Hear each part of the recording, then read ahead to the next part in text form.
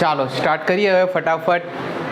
દાખલા number 6 page number 22 શુભ અને લાભવાળો દાખલો છે. બરાબર. સ્ટાર્ટ આપણે ક્યાંથી કરીએ? રોજનું આપણું કામ ખાતામાં બધા રેડી કરી દીધા. ક્યાંથી સ્ટાર્ટ કરીએ? હવાલાથી. પહેલો હવાલો જો શું કહે છે આપણને? મૂડી પર 8% અને ઉપાડ પર 12% લેખે વ્યાજ ગણવાનું છે. બહુ દિવસ પછી આવ્યો ને આ હવાલો. તો આપણે મૂડી પર ને ઉપાડ પર વ્યાજ પણ કંઈ કીધું બી છે કે શુભ દર માસને અંતે 400 અને લાભ તારીખ 1/10/2017 રોજ ઉપાડ કર્યો છે. તો એક કામ કરીએ, ઉપાડમાં થોડીક વેરાયટી છે. ઉપાડને સાઈડમાં મૂકો હમણાં. પહેલાં મૂડીનું પતાવી કાઢીએ. મૂડી પર 8% વ્યાજ આપવાનું છે. તો આપણે સૌથી પહેલાં એની માટે મૂડી લાવવી પડે. મૂડી ક્યાં છે? જમા બાજુ જોઉં. મૂડી ખાતું આપેલું છે શુભ અને લાભ. તો મૂડી ક્યાં લખાય? મૂડી ખાતામાં. મૂડીની કઈ બાકી? જમા. તો અહીંયા મેં લખા બાકી, આગળ લાવ્યા. લાવ્યા નહીં, લાવ્યા. ચાલો, શુભ કેટલા રૂપિયા લાવ્યો? 24,000. અને લાભ કેટલા રૂપિયા લાવ્યો?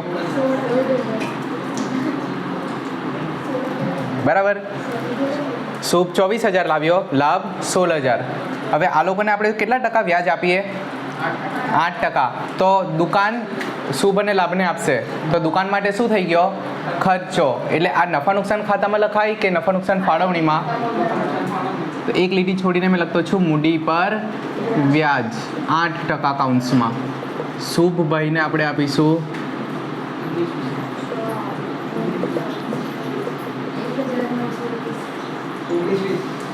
પણ કેલ્સીમાં કરીએ, મને તમારા પર ભરોસો નથી.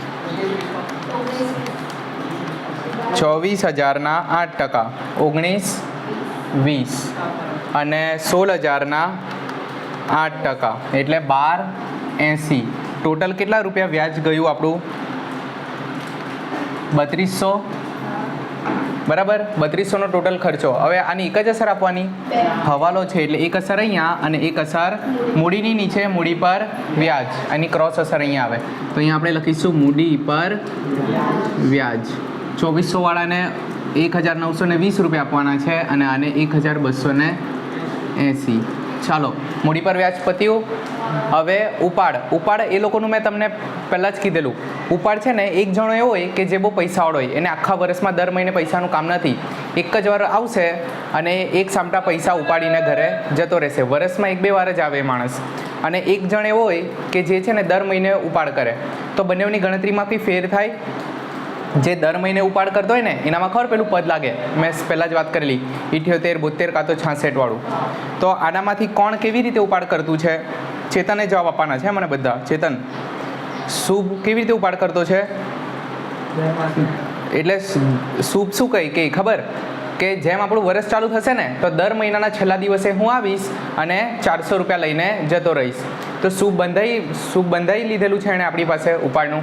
તો જ્યારે બંધાવેલું હોય દર મહિનાનું ત્યારે આપણે કેવી રીતે ગણીએ? તો ભાઈ 400 રૂપિયા એનો ઉપાડ છે. તો 400 રૂપિયા. હવે મેં ઉપાડ આખા વર્ષના ઉપાડ પર ગણતરી કરું કે મહિનાના એના પર? તો 400 રૂપિયા લઈ લેવું એના. હવે આના કેટલા ટકા મારે વ્યાજ લેવાનું છે એના પાસેથી? 12% લેવાનું છે. તો 400 રૂપિયાના 12%. અને આનામાં કયું પદ મુકાય? દર મહિનાના અંતે આવતો છે તો કયું? 78, 72 કે 66? તો 66/12. આ છે ને, આ સેમ વસ્તુ તમે ચેપ્ટર નંબર 1માં શીખી ચૂકેલા છો. તો અહીંયા કેટલા આવશે? 400ના 12%. 400ના 12% ગુણ્યા 66/12. 264 રૂપિયા. ખ્યાલ આવ્યો? ઉપાડ પર વ્યાજ ક્યાં લખાય? ઉપાડની નીચે, ઉપાડ પર. ઉપાડ તો લખો જ નહીં, પણ આપણે પહેલાં ઉપાડ લખાવો ફટાફટ.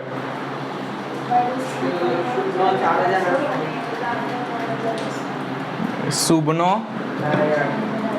4,800 અને લાભનો 3,200 ઉપાડ ખાતે. હવે ઉપાડ પર વ્યાજ ક્યાં લખાય? ઉપાડ એ લોકોએ કર્યો પેઢીમાંથી, તો એ લોકો હવે શું કરશે? ઉપાડ પર વ્યાજ ચૂકવશે. તો આપણી આવક થઈ ગઈ ને. તો આ બાજુ નફા નુકસાન ખાતાની આવક કે આ બાજુની? ફાળવણીની. તો ઉપાડ પર વ્યાજ કૌંસમાં 12% લખવા હોય તો શુભ અને લાભ. શુભ કેટલા રૂપિયા આપશે આપણને? તો 4800, એક મિનિટ, આ 400 રૂપિયા ઉપાડ કરતો છે ને, જો તો બરાબર થતા છે. 1 મહિનાના 400 તો 12 મહિનાના કેટલા થાય? 4800, બરાબર ને? એટલે આનામાં બરાબર લખેલું છે 4800. હવે આના પર વ્યાજ કેવી રીતે ગણીએ આપણે? તો ઓલરેડી આપણે ગણ્યું ને એનું વ્યાજ કેટલું છે? 264. તો 264 રૂપિયા. ઓલરેડી કંઈ ચૂકેલું તો નથી ને આપણે એને? ના, નથી. ચાલો પછી લાભનું ગણીએ આપણે. હવે લાભ કેવો છે? જો પૈસાવાળો માણસ એ છે ને આવી રીતે દર મહિને લેવા નહીં આવે. એને શું કીધું છે વાંચો? લાભે તારીખ 1/10/2017 રોજ ઉપાડ કર્યો. કેટલા રૂપિયા ઉપાડ કર્યો? તો અહીંયા આપણને આપેલું જ છે 3200. એટલે છૂટક નહીં ફાવે. એક જ દિવસ આવ્યો અને 3200 રૂપિયા લઈને જતો રહ્યો. તો 3200ના 12%. પણ કેટલા મહિનાનું વ્યાજ ગણું મેં એના પાસેથી? 10મા મહિનાની પહેલી તારીખે આવ્યો તો 10મો મહિનાનું આખું વ્યાજ લાગશે. તો 10મો, 11મો અને 12મો અને પહેલો, બીજો, ત્રીજો ટોટલ કેટલા મહિનાનું વ્યાજ? ક્લિક થયું? શું થયું તે ખ્યાલ આવ્યો ને? તો કેટલા રૂપિયા એનું વ્યાજ હતું? અરે કેટલા રૂપિયાનો એનો ઉપાડ હતો? 3200નો. તો 3200 રૂપિયા પર 12%.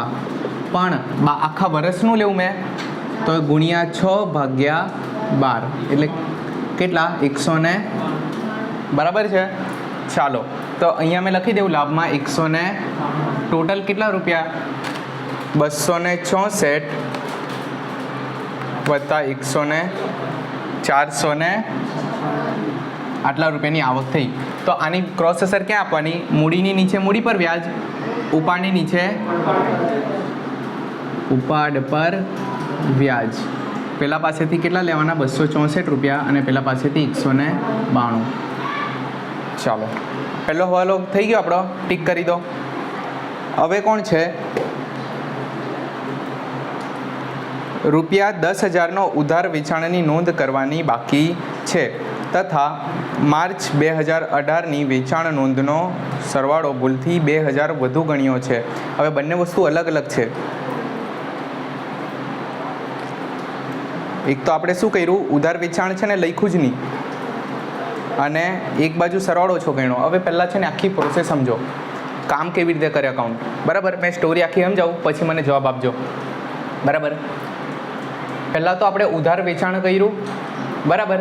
માની લો કે મેં દુકાન પર નહીં હતો, મેં કશે બહાર ગયેલો, એક છોકરાને બેસાડી ગયેલો અને મેં કીધું કે કંઈ નહીં, મારો જો કોઈ ફ્રેન્ડ આવે ને તો એને ઉધારમાં કપડાં વેચી દેજે અને એનું નામ લખી લેજે. તો આણે શું કર્યું ખબર? કીધું સારું.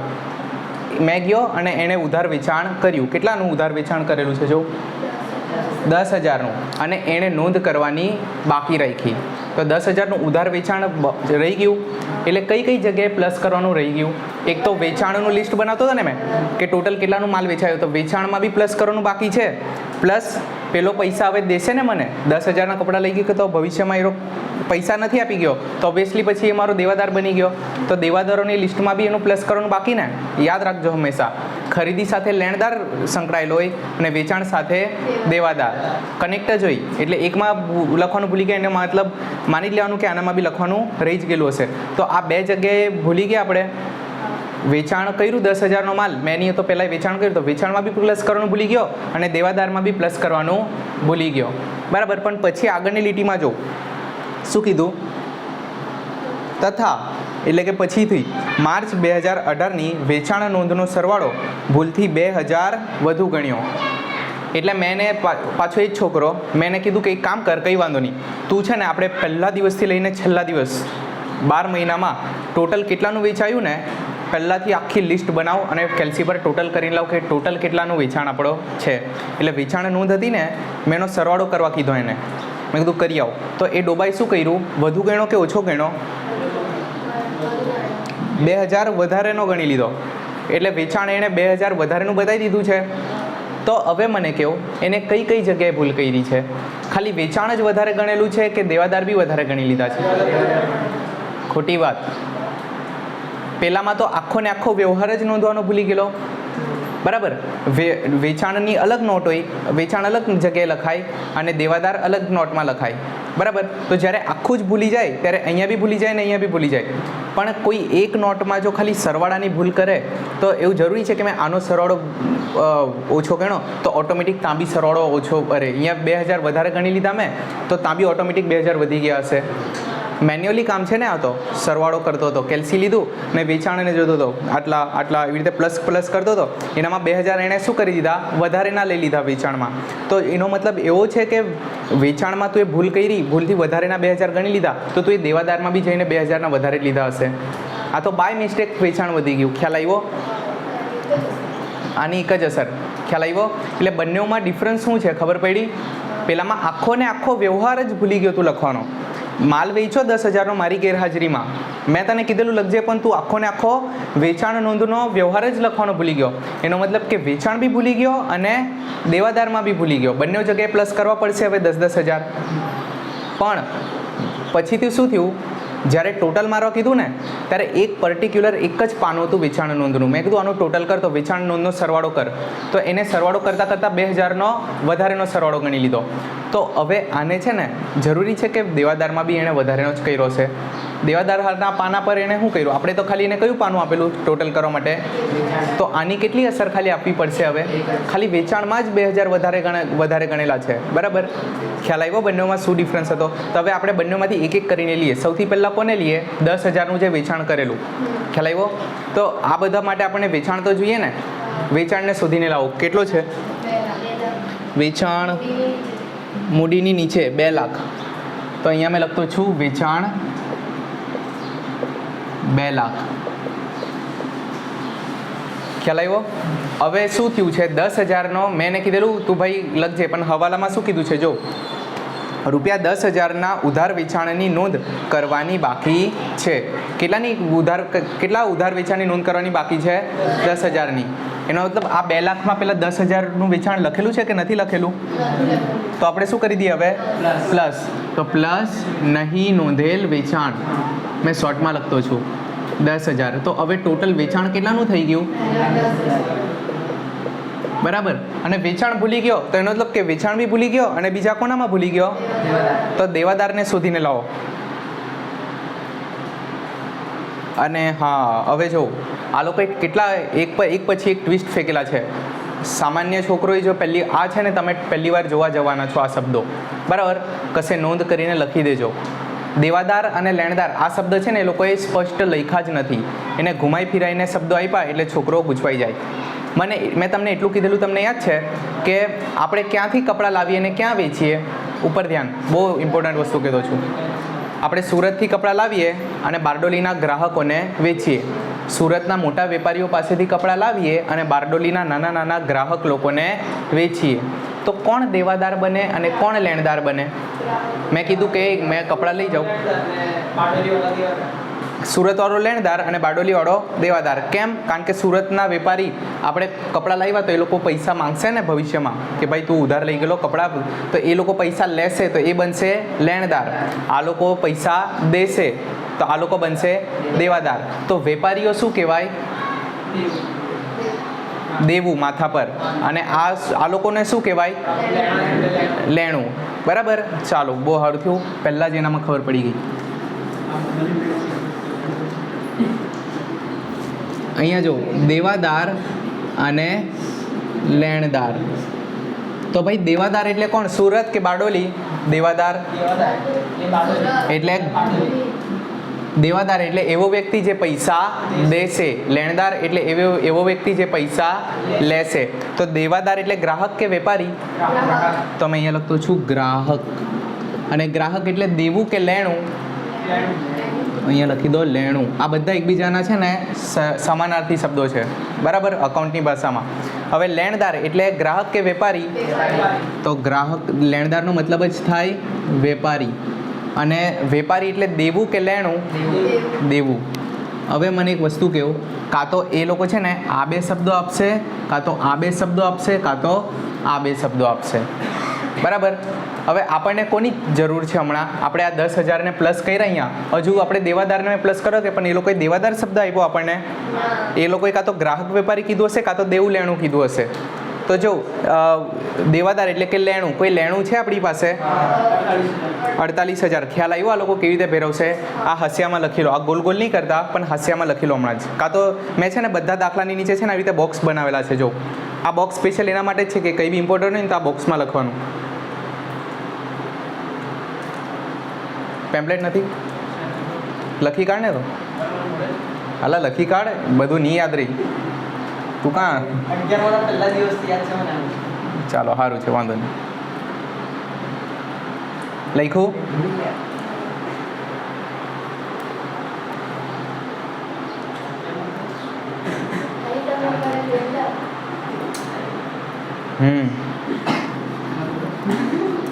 તમારા માથા પર જવાબદારી છે હવે ફી આપવાની. ચૂપી દો, મને બનાવી કાઢો દેવાદાર, મેં તો ચાહતો છું. ચાલો પૈતું આપણે આનામાં એક નોંધ કરી ને. હવે આપણે ક્યાં જઈએ? દેવાદારોમાં. દેવાદારો ક્યાં લખાય? અહીંયા ને. કઈ બાજુ આવે? મિલકત સાઈડ. દેવાદાર એટલે શું શબ્દ છે આ ફેરી? લેણું. કેટલાનું છે? 48,000. આ 48,000માં પેલા 10,000ના કપડાં વેચેલા તે પ્લસ કરેલા છે કે નથી કરેલા? તો હવે પ્લસ કરી દેવું. તો પ્લસ નહીં નોંધેલ વેચાણ 10,000 એટલે ટોટલ કેટલાનું થઈ ગયું દેવાદારો? 58,000. ખ્યાલ આવ્યો? ચાલો પછી આની તો મેં બંને અસર આપી દીધી. જે પેલા છોકરાએ 10,000નો ગોટાળો કરેલો. હવે પાછી કોની અસર આપવાની બાકી? જ્યારે મેં એને પેલું વેચાણ નોંધ આપી. વેચાણ નોંધ એટલે એવી નોંધ, એવી ચોપડી કે જેમાં વેચાણ બધા લખેલા હોય. તો મેં વેચાણનું જ્યારે લિસ્ટ બનાવ કીધું તો એ ડોબાઈ શું કર્યું? 2,000 વધારે ગણી લીધા. એનો મતલબ કે જે આ 2,10,000નું વેચાણ છે તો આનામાં 2,000 વધેલા છે, ખોટા 2,000 એડ થયેલા છે આનામાં. તો એને શું કરી દઈએ હવે આપણે? માઇનસ. તો માઇનસ ભૂલથી નોંધેલ વેચાણ કેટલા? 2,000. તો ટોટલ હવે કેટલાનું વેચાણ થઈ ગયું? 2,08,000. ખ્યાલ આવ્યો? અને મને કેવું, જ્યારે પેલા છોકરાએ એક લિસ્ટ આપ્યું ને એનું ટોટલ મારવામાં મિસ્ટેક કરી, તો જરૂરી છે દેવાદારમાં બી આપણે એ વસ્તુ મેં માનું કે વેચાણને દેવાદાર સાથે સંબંધ હોય, પણ દેવાદાર એટલે સંબંધ એટલે વિચારો ત્યાં એક ચોપડી મૂકેલી છે. મેં અહીંયા કંઈ છેકા તો ઓટોમેટિક ત્યાં છેકાવાનું છે.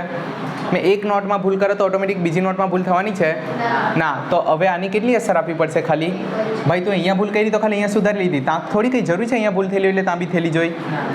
ક્લિયર થઈ ગયું ને? આ સૌથી ઇમ્પોર્ટન્ટ હવાલો હતો. ટીક કરી દો.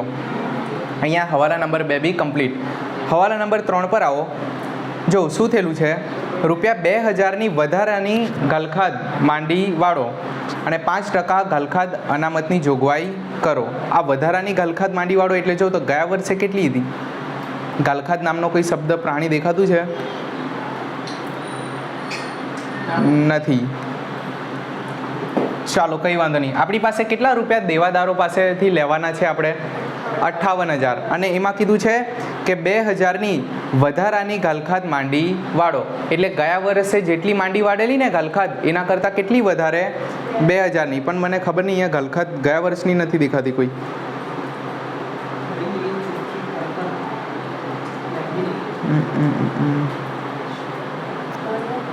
નથી, ગાલખાદ નથી. તો કંઈ નહીં, આપણે ડાયરેક્ટ 2,000 જ માંડી વાળી દઈએ. એનો મતલબ કે 2,000 ગાલખાદ માંડી વાળો એટલે કે 2,000 રૂપિયા આપણા ડૂબી ગયા, લોકો ખાઈ ગયા આપણા 2,000 રૂપિયા. કેટલા રૂપિયા લેવાના હતા લોકો પાસેથી? એમાંથી કેટલા ગાલખાદ જતા રહ્યા? 2,000. ખ્યાલ આવ્યો? પેલું ગાલખાદવાળું ફોર્મેટ બનાવી કાઢીએ હવે નફા નુકસાન ખાતામાં. શું બનાવાય અહીંયા? ઘા ગાલખાદ ગાલખાદ અનામત પ્લસ પ્લસ માઇનસ ઉપર નીચેનું કટાઈ ગયું, વચ્ચે રહ્યું તે હવાઈ ગયું. ચાલો આ કોની એન્ટ્રી આપી આપણે? હવાલાની ગાલખાદ કેટલી છે? 2,000. હવાલાની ગાલખાદ 2,000. ક્લિયર? ચાલો પછી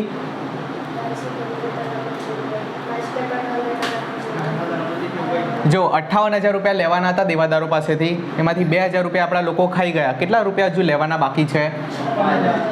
56,000 રૂપિયા મારે લેવાના છે. પણ એમાં શું કીધું? 5% ઘાલખાદ અનામતની જોગવાઈ કરો. હવે ઘાલખાદ અનામતની જોગવાઈ મેં ઓલરેડી શીખવાડેલું છે, એટલે આ 56,000માંથી 5% છે ને અનામતમાં નાખી દો. કેમ અનામતમાં નાખી દો? આપણને શક છે કદાચ એ લોકો પૈસા નહીં આપે, હજુ દિન ખાધા નથી. 56,000 રૂપિયા આપણે લેવાના છે, બધાને ફોન કરી લીધેલો છે, બધાએ કીધું હા હા અમે આપી દઈશું, પણ 5% લોકો પર આપણને શું છે 5% પૈસા કદાચ ડૂબી શકે, તો અત્યારથી એને ક્યાં નાખી દો? અનામતમાં. એટલે આપણે છે ને માનવાનું જ નહીં કે 56,000 રૂપિયા આવવાના છે, આપણે કેટલા રૂપિયા આવવાના છે માનવાનું, એમાંથી 5% ઓછા જ આપણે ગણવાના. ખ્યાલ આવ્યો?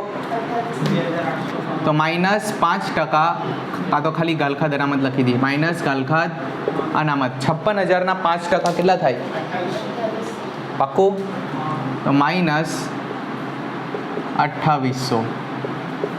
એટલે 56,000માંથી 2800 આપણે ભૂલી ગયેલા છે ઘાલખાદ અનામતમાં નાખ. કેટલા રૂપિયા આપણે એકદમ પાક્કા લેવાના નીકળતા છે હવે? 53,200. તો અહીંયા હું લખું છું 53,200. ક્લિયર થયું? આ ફેરી દેવાદારમાં જો બહુ બધું હતું ને, ધ્યાન રાખજો. પછી શું થયું? આ ગ્રાહક ક્યાંથી આવ્યો યાર? સીટ હા બીજી સર આપું. અચ્છા, તો આ ગ્રાહક આવ્યું એટલે મને લાગ્યું કે પાછું પ્લસ માઇનસ કંઈ હશે રહી ગયેલું, એટલે કંઈ વાંધો નહીં, તો અલગ છે. હવે આની બીજી અસર આપી દઈએ આપણે. ઘાલખાદ અનામત કેટલા છે? 28,000 લખી દીધા મેં. કેટલા છે? 2800. તો ક્યાંનું છે? હવાલાનું ઘાલખાદ અનામત. હવાલાનું ઘાલખાદ અનામત 2800. ઉપર નીચે કંઈ નથી તો ડેશ ડેશ કરી દેવું, જો કંઈ હશે તો લખી દઈશું. હા હવાઈ ગયું. પછી શું છે? હવે ત્રીજો હવાલો કમ્પ્લીટ ને? ચોથા પર આવો. શું કીધેલું છે? એક ગ્રાહકને માલ પૂરો પાડવાનો કરાર પૂરો નહીં કરી શકવા બદલ કોર્ટે 4,000 ચૂકવવાનો દાવો મંજૂર કર્યો. હવે આનામાં શું થયેલું છે સમજો. ના, હવે જો એક ગ્રાહક છે, આપણે છે ને એને ખબર આવી રીતે કોઈ વાર આપણે કોન્ટ્રાક્ટ લઈ લઈએ, મતલબમાં ઓર્ડર લઈ લઈએ કોઈની પાસે. કોઈ આપણે કપડાની દુકાન ચલાવતા છે, હવે એની બર્થડે હતી, બરાબર? ના, લગ્ન રાખીએ, લગ્ન છે, તો એણે છે ને શેરવાની ઓર્ડર કરી કે 4,000 વાળી એક મસ્ત સારામાંની શેરવાની આપજો. તો મેં એને શેરવાની લઈ આવ્યો અને એને નહીં ગમી. મેં એને ફોટો બતાવ્યો પણ એ કંઈ મને કંઈ ગમતી નથી. મેં કીધું કંઈ નહીં, મેં તને બીજી અપાઈ દેવા, બરાબર? તો એ ટાઈમે કંઈ એરો બોલ્યો જ નહીં. ના, એ ટાઈમે એણે શું કહી દીધું કે સારું મને નથી જોઈતી, નથી ગમતી ભાઈ. તો મેં કીધું કે સારું નથી ગમતી તો રહેવા દે, મેં ઓર્ડર એનો કેન્સલ કરી દીધો. પણ પછી પહેલાં એ કીધું, અને તો બી એરો છે ને મારા જ ભરોસે બેરેલો હતો કે મેં કદાચ એને બીજી અપાવ, પણ એને મને એમ કંઈ ને કંઈ મતલબમાં હશે એ લોકોનું. તો છે ને મેં એને છે ને બર્થડેના દિવસે શેરવાની નહીં પૂરી પાડી શક્યો, બરાબર? મેં મારો ઓર્ડર પૂરો કરી શક્યો નથી, તો એણે છે ને મારી પર કેસ કરી દીધો, બરાબર? અને એ મને ક્યાં લઈ ગયો? કોર્ટમાં. તો કોર્ટે પછી છે ને મેં કેસ હારી ગયો, અને કોર્ટે છે ને મને આદેશ કર્યો કે તું એ 4,000નો એને શેરવાની નથી આપી ને, તો એના પૈસા ચાલ ચૂકવી દે પાછા, બરાબર? મેં બી એને કહી દેલું તારા પૈસા કંઈ મળે નહીં હવે, બરાબર? તો હવે કોર્ટે મને આદેશ આપ્યો કે પહેલાંના ગ્રાહકના પૈસા પરત કરવા પડશે. તો એટલે જો હવાલાને વાંચો. એક ગ્રાહકને માલ પૂરો પાડવાનો કરાર એટલે કે જે એગ્રીમેન્ટ થાય ને, જે આપણી ડીલ થયેલી, એ ડીલ પૂરી નહીં કરી શકવા બદલ કોર્ટે 4,000 ચૂકવવાનો દાવો મંજૂર કર્યો. એટલે કોર્ટે કીધું છે કે ભાઈ તારે હવે શું કરવું પડશે, ને 4,000 ચૂકવવા પડશે. હજુ તો ખાલી કોર્ટનો નિયમ પેલો ઓર્ડર આવેલો છે, આપણે ખરેખર આપણા ખિસ્સામાંથી કાઢીને આપી દીધા છે, પણ આપણા માથા પર શું છે, આપણે ચૂકવવા તો પડશે ને. હમણાં નહીં ને પછી 2 મહિના રહીને 6 મહિના રહીને આપણે 4,000 રૂપિયા ચૂકવવા પડશે. તો હવે મને કહ્યું, એક તો 4,000નો ખર્ચો થઈ ગયો, બરાબર?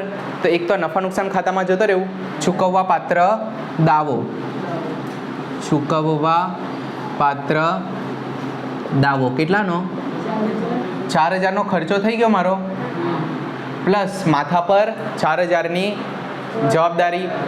તો અહીંયા શું લખાય? ચૂકવવા પાત્ર દાવો કેટલા? ખ્યાલ આવ્યો? 2 અસર આપી દીધી આપણે. ચાલો હવાલા નંબર 4ને બી ટીક કરી દો. હવે હવાલા નંબર 5, ₹4,000નું ફિટિંગ્સ નકામું થઈ ગયું છે, જેની ચોપડે નોંધ કરવાની બાકી છે. હવે ફિટિંગ્સને શોધી લાવો પહેલાં. ફર્નિચર ફિટિંગ્સ દેખાયું તમને? 10,000નું છે. તો મેં અહીંયા પહેલાં મિલકતમાં લખી દઉં ફર્નિચર, થોડુંક શોર્ટમાં લખીએ ફર્નિચર ફિટિંગ્સ. કેટલાનું છે? 10,000નું છે. અને એમાંથી કેટલાનું નકામું થઈ ગયું? બરાબર. તો 4,000નું હવે એમાંથી કેવું થઈ ગયું? એકદમ કચરો, ભંગાર થઈ ગયું, કે ભંગારમાં બી આપું તો બી એના 1 રૂપિયો આપે નહીં એવું થઈ ગયું, નકામું થઈ ગયું. તો માઇનસ શું કરી દઈએ આપણે? 4,000. તો હવે પહેલાં મારી 10,000ની મિલકત હતી, હવે મારી મિલકત કેટલાની બચી? ખાલી 6,000ની. કેટલાનું નુકસાન ગયું મને? 4,000નો લોસ ગયો. આ કોને હિટ કરશે? નફા નુકસાન ખાતાને. કઈ બાજુ? તો અહીંયા શું લખાય? નકામું ફિટિંગ્સ.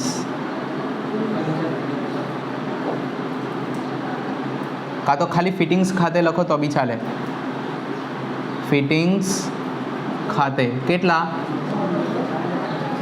4,000. ખ્યાલ આવ્યો આનામાં? ખ્યાલ આવ્યો? ચાલો પછી લાસ્ટ હવાલો એકદમ ફટાફટ. ચૂકવવાની બાકી મજૂરીના 2,000 મજૂરી ખાતે નોંધ્યા છે. એટલે આ શું કર્યું? મને તો કંઈ ખબર જ નહીં પડી. આપણે ચૂકવવાની બાકી મજૂરી હતી, અહીંયા નોંધવાની હતી, જે નોંધી નથી. આ તો ક્લિયર છે. હવે કાચા સરવાયામાં નોંધવાના રહી ગયા. કાચું સરવૈયું ક્યાં આપેલું હોય? તો આપણે રકમમાં કાચું સરવૈયું જ આપેલું હોય ને, એના પરથી આપણે પાકું સરવૈયું બનાવીએ. ખ્યાલ આવ્યો? તો કાચા સરવાયામાં નોંધવાના રહી ગયા એનો મતલબ કે વેપાર ખાતામાં બી નોંધવાના રહી ગયા. એનામાંથી જ ઉઠાઈને આપણે આનામાં લખીએ. એટલે અહીંયા બી નોંધવાનું રહી ગયું અને અહીંયા બી નોંધવાનું રહી ગયું. ખ્યાલ આવ્યો? તો મજૂરી ઉપર જો પહેલાં આપણે અગાઉ કંઈ ચૂકેલા છે મજૂરીના? મજૂરી પગાર છે 10,000નો, બરાબર. તો અહીંયા જો મજૂરી પગાર કેટલા છે? આનામાં પેલા 2,000 એડ કરેલા છે કે નથી કરેલા? હજુ એકવાર ધ્યાનથી જો. આપણને મજૂરી આપણે ખરેખર રોકડા કેટલા ચૂકવેલી છે? 10,000. હવાલામાં એવું કીધું કે ચૂકવવાની બાકી મજૂરી ભૂલથી આપણે ક્યાં લખી દીધી છે? મજૂરી ખાતામાં. એટલે કે મજૂરી ખાતામાં પણ આપણે કાચા સરવાયામાં લખ્યું, બરાબર. તો આનામાં લખાયેલા છે કે નથી લખાયેલા? લખાયેલા છે કે નથી લખાયેલા? કાચા સરવાયામાં નથી લખ્યું તો વેપાર ખાતામાં લખ્યું હશે કે નહીં લખ્યું હોય? વિચારો. 10,000 આપણે ચૂકવી દીધા છે, કાચા સરવાયામાં નથી. એવું જ લખેલું છે ને? 1 મિનિટ. પરંતુ ચૂકવવાની બાકી મજૂરી ખાતું કાચા સરવાયામાં નોંધવાનું રહી ગયું. ચૂકવવાની બાકી મજૂરી ખાતું નોંધવાનું રહી ગયું, પણ મજૂરી ખાતે તો નોંધેલા જ હશે ને? તો આનામાં ઓલરેડી લખેલા જ છે. ખ્યાલ આવ્યો? પરંતુ પછીની શબ્દ વાંચો. પરંતુ પછીના 3 શબ્દ વાંચો. કયું ખાતું? ચૂકવવાની બાકી મજૂરી ખાતું કાચા સરવાયામાં નથી લખ્યું. એનો મતલબ કે કાચા સરવાયામાં મજૂરી ખાતું તો લખેલું જ છે ને? તો આ 10,000 તો પરફેક્ટ જ છે. તો આને આપણે હમણાં છેડતા નથી. પગાર મજૂરી કેટલી છે? તો આને હમણાં હાથ લગાવતા નથી. કયું નથી લખ્યું? તો અહીંયા લખવું પડશે હવે. ચૂકવવાની બાકી મજૂરી કેટલી? પાછું એકવાર સિમ્પ્લિફાઈ કરી આપું હજુ થોડુંક. આપણે જો ટોટલ કેટલા રૂપિયા મજૂરીના ચૂકવી દીધેલા છે? 10,000. અને પછીથી ચૂકવવાની બાકી હતી મજૂરી. આ 10,000 તો મેં આપી દીધા, પ્લસ એ તારા એકલાના 2,000 રૂપિયા બાકી ને. ચલ એક કામ કર, તારી ચૂકવવાની બાકી છે, મેં તને પછી આપું. મેં છે ને લખતો હતો, પણ એનું ચૂકવવાની બાકી મજૂરી છે ને, આ જવાબદારી મેં લખવાનું કાચા સરવાયામાં ભૂલી ગયો, બરાબર. પણ જવાબદારી ભૂલી ગયો. 2 અસર આવે ને, એક જવાબદારી અને એક ખર્ચો. તો જવાબદારી એટલે કે કયું ખાતું ભૂલી ગયો? મજૂરી ખાતું ભૂલી ગયો કે ચૂકવવાની બાકી મજૂરી ખાતું ભૂલી ગયો? એનો મતલબ કે આ તો પરફેક્ટ જ લખેલું છે ને. તો મજૂરી ખાતાના 10,000 બરાબર છે. આનામાં પેલા 2,000 એડ છે જ, બરાબર. અને ચૂકવવાની બાકી મજૂરી બાકી હતું તો હમણાં મેં 2,000 બતાવી દીધું. ખ્યાલ આવ્યો? ચાલો પછી પૈતા ને હવાલા તો બધા પૈતા. હવે શું કરીએ આપણે? ફટાફટ કાચું સરવૈયું ખાલી કરીએ કે સૌથી પહેલું ઉપાડ આવી ગયું. ખરીદીની ચોખ્ખી પડતર. હવે ખરીદીની ચોખ્ખી પડતર પહેલી વાર આવ્યું ને? નોંધ લખી દો. ક્યારે લખેલું? નીચે લખેલું હશે. ચાલો, ખરીદીની ચોખ્ખી પડતર એટલે વ્યવસ્થિત ખરીદી. વ્યવસ્થિત ખરીદી એટલે એકદમ વ્યવસ્થિત કપડાં પહેરીને સજી સજીને જવાનું ના. વ્યવસ્થિત ખરીદી એટલે શું? ખરીદી કરીએ ને તો ખરીદીને લગતા ખર્ચા વર્ચા બધું કમ્પ્લીટ એનામાં એડ કરીને પછી આપણે કરીએ, બરાબર. તો વ્યવસ્થિત ખરીદી એટલે શું? તો ચોખ્ખી ખરીદી કહે ને, ખરીદી તો છે જ, ખરીદીને લગતા ખર્ચા બી એનામાં એડ થઈ જાય. કામનું હોય તે બી પ્લસ છે, જે નકામું તો તે બી માઇનસ છે, બરાબર. તેને કહે ખરીદીની ચોખ્ખી પડતર. કેટલી છે? 1,06,000. તો મેં અહીંયા ખરીદીમાં લખી દેવું 1,06,000. ખ્યાલ આવ્યો? ચાલો, હવે શરૂઆતનો અને આખરનો તો લખ્યો જ નથી ને. અહીંયા મેં લખી દઉં શરૂઆતનો સ્ટોક, અહીંયા આવશે આખર સ્ટોક. ખરીદીમાં ખ્યાલ આવ્યો? ચાલો, પછી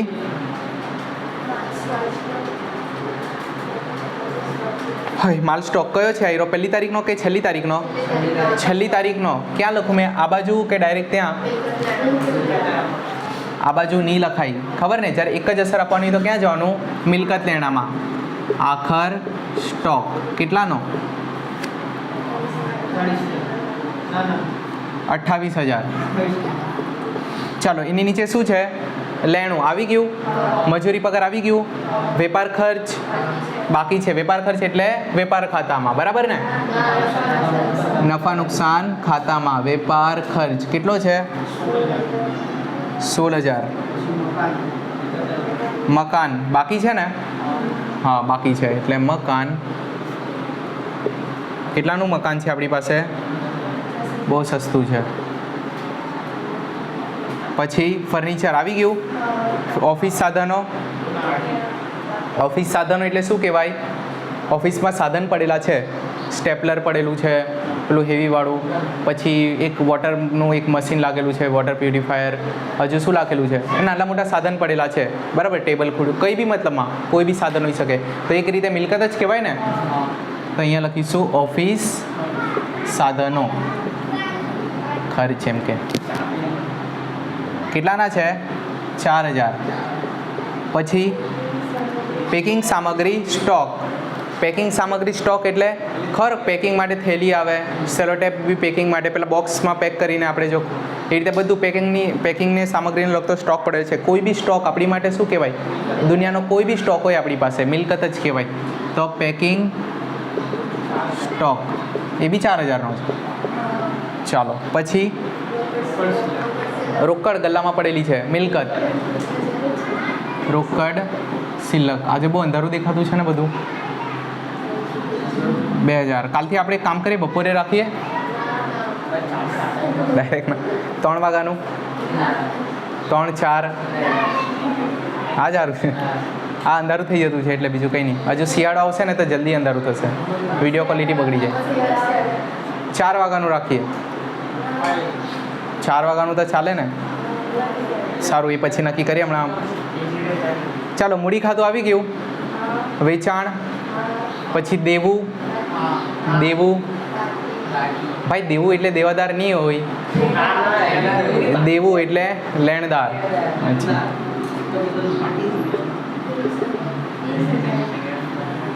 દેવું કેટલાનું છે? 30,000. પછી આ શું ભલા છે? નમૂના યાદ કરો. નમૂના ખરો, આપણે દ્રાક્ષ વેચવા નીકળેલા 11માં ત્યારે એક દ્રાક્ષ ચાખી જો, એક દ્રાક્ષ ચાખી હા સુધીમાં 4-5 કિલો દ્રાક્ષ તેમાં જ પતી ગયેલી. એટલે એ કેવી રીતે આપી? આપણે નમૂના તરીકે વેચેલી હતી, બરાબર. તમે લોકો નહીં હતા. નમૂના તરીકે કોઈ માલ વેચીએ એને શું ક્યાંથી માઇનસ કરવાનું? એટલે અન્ય રીતે ગયેલ માલ એટલે ખરીદીમાંથી. હા, આનામાં નમૂના તરીકે વેચેલ માલ. નમૂના તરીકે વેચેલ માલ. કેટલાનો માલ નમૂના તરીકે વેચી કાઢ્યો? 2,000નો. પછી શું છે? Bank over draft. બીઓડી મેં સમજાવેલું. બીઓડી શું કહેવાય? દેવું. બીઓડી કેટલું છે? 14,000. ચાલો, આજે કંઈ ભૂલ નહીં હોય તો સારું, આપણે તો નથી કહી દીધો કે. ચાલો, ફટાફટ હવે શું કરીએ? આને જ ખાલી કરીએ. શરૂઆતનો સ્ટોક કંઈ હતો જ નહીં ને આપણી પાસે, તો ડેશ 1,06,000માંથી 2,000 એટલે 1,04,000. આ બાજુ બરાબર જ છે. હવે ફટાફટ છે ને આપણે ટોટલ કરીએ.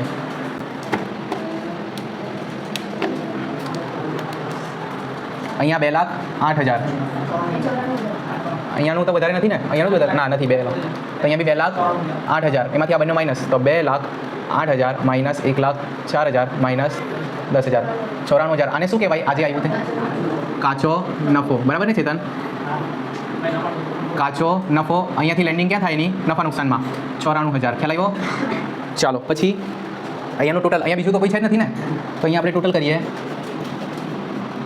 94,000. અહીંયાનું ટોટલ અહીંયા બી લખી દઈએ 94,000.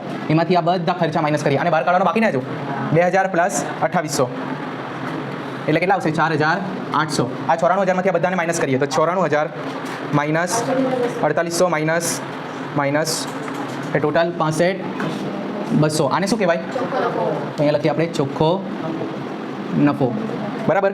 ચોખ્ખો નફો. આની લેન્ડિંગ ક્યાં થશે હવે? કઈ બાજુ?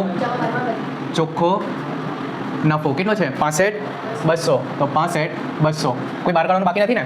ચાલો હવે કરીએ ટોટલ. 65,200 પ્લસ 400 ને 4 5 6 એટલે 65,656. 65,656. એમાંથી એક જ ખર્ચો માઇનસ કરવાનો છે તો માઇનસ 3,200 એટલે 62,456. આ 62,656 ને શું કહેવાય ખબર? વહેંચણી પાત્ર નફો. આની વહેંચણી કોના વચ્ચે કરીએ? શુભ અને લાભ. તો ભાઈ શુભ અને લાભ કેટલું છે એ લોકોનું નફા નુકસાનનું પ્રમાણ? ચાલો સરખું તો 62,456 રૂપિયાના બે ટુકડા કરી નાખું તો પ્રત્યેકના ભાગે 31,228. હવે આની લેન્ડિંગ ક્યાં થાય? મૂડી ખાતામાં. વહેંચણી પાત્ર નફો કેટલો? 31,228. ક્લિયર? હવે શું કરી દઉં મેં આનું ટોટલ? પહેલાં ખાલી શુભનું કરીએ આપણે આ બાજુનું. 24,000 પ્લસ 19,20 પ્લસ 31,228 57,148. એમાંથી આ બે ખર્ચા માઇનસ કરીએ. માઇનસ 4,800 અને માઇનસ 264. કેટલા આવ્યા? 52,084. આને શું કહેવાય? અહીંયા તો બાકી આગળ લાવ્યા તો અહીંયા જાય બાકી આગળ લઈ ગયા. હજુ આનું બાકી. અહીંયાનું ટોટલ કેટલું આવશે? 16 પ્લસ 1280 પ્લસ 31,228 48,508. 48,508. એમાંથી આ બંને ખર્ચા માઇનસ કરીએ. Minus 3,200 minus 192 45,116. બાકી આગળ લઈ. આની લેન્ડિંગ ક્યાં થાય? ઉધાર બાજુ છે તો આપણે જઈશું જમા બાજુ. આ બાજુ થાય ને તો અહીંયા લખાશે મૂડી. કોની કોની મૂડી છે? શુભ અંકલ, લાભ અંકલ. કેટલા છે? શુભના 52,084 અને આના 45,116. તો બંનેનું ટોટલ કરીએ તો 52,084. ટોટલ કેટલું આવ્યું? 97,200. ખ્યાલ આવ્યો? હવે આ બધા પ્લસ કરીએ એમાં plus 4,000 plus 2,000 plus 30,000 plus 14,000 plus 1,47,200. ચાલો કંઈ નહીં, સારું આવી જાય તો 53,200 plus 6,000 plus 28,000 plus 50,000 plus 4 plus 4 plus 2. Total કેટલું આવ્યું? 1,47,200. બંને બાજુનું સેમ આવી ગયું. 11 માર્ક આપણા ખિસ્સામાં. ચાલો આજ માટે આટલું જ. વિશેષ આવતીકાલે. હા તમે લોકોએ છે ને મેં કીધું છે અહીંયાથી